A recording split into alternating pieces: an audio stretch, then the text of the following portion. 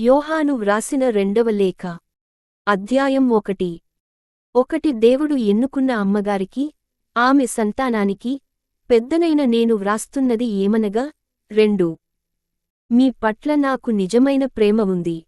సత్యం మాలో శాశ్వతంగా ఉంది కాబట్టే నాకే కాకుండా సత్యం తెలిసిన వాళ్లందరికీ మీ పట్ల ప్రేమ ఉంది.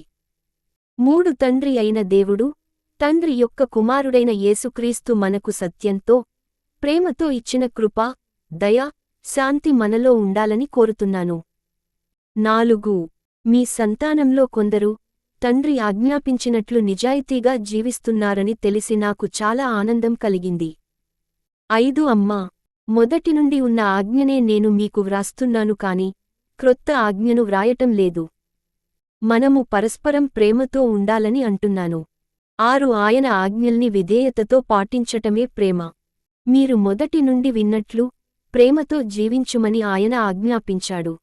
7 యేసుక్రీస్తు శరీరంతో రాలేదనే మోసగాళ్లు చాలామంది ఈ ప్రపంచంలో వ్యాపించారు. వాళ్ళు మోసగాళ్ళు, క్రీస్తు విరోధులు. 8 పని చేయటం వల్ల లభించే ఫలాన్ని వదులుకోకుండా జాగ్రత్త పడండి.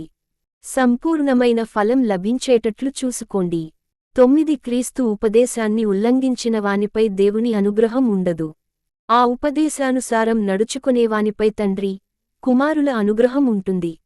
10 ఈ ఉపదేశం తమ వెంట తీసుకురాకుండా మీ దగ్గరకు వచ్చినవాణ్ణి మీ ఇంట్లోకి రానివ్వకండి.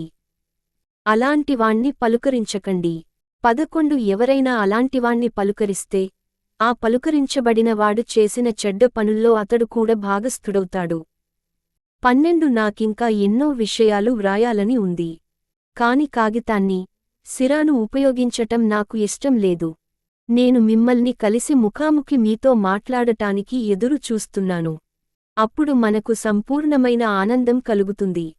13 దేవుడు ఎన్నుకొన్న మీ సోదరి యొక్క సంతానం, వాళ్ళ అభివందనాలు మీకు తెలుపుతున్నారు.